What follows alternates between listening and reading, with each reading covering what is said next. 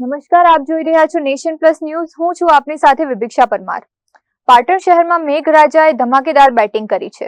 પાટણમાં વરસેલા માત્ર 5 ઇંચ વરસાદે જ નગરપાલિકાના પ્રી મોન્સૂન પ્લાનની પોલ ખોલીને ફેંકી દીધી છે.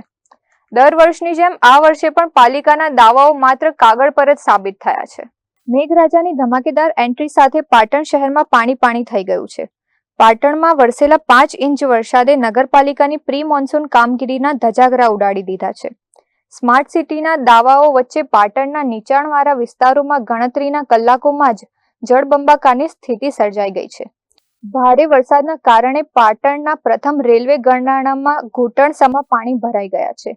કમરતોડ પાણી ભરાઈ જવાના કારણે આ રેલવે નાળું વાહન વ્યવહાર માટે સંપૂર્ણપણે બંધ કરવાની ફરજ પડી છે, જેના લીધે અહીંથી પસાર થતા હજારો વાહન ચાલકો ભારે મુશ્કેલીમાં મુકાયા છે અને લાંબો ફેરો ફરવા મજબૂર બન્યા છે.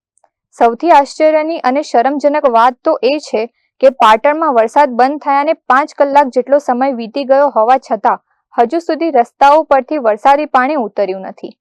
પાણીના નિકાલની નબળી વ્યવસ્થાને કારણે પાલિકાની ઘોર બેદરકારી છતી થઈ છે. નગરપાલિકાનો કરોડો રૂપિયાનો પ્રી મોન્સૂન પ્લાન માત્ર કાગળ પર જ રહી ગયો હોય તેવું સ્પષ્ટ દેખાઈ રહ્યું છે. ત્યારે હવે સ્થાનિક જનતા સવાલ ઉઠાવી રહી છે કે પ્રી મોન્સૂનના નામે થયેલો ખર્ચ આખરે ગયો ક્યાં?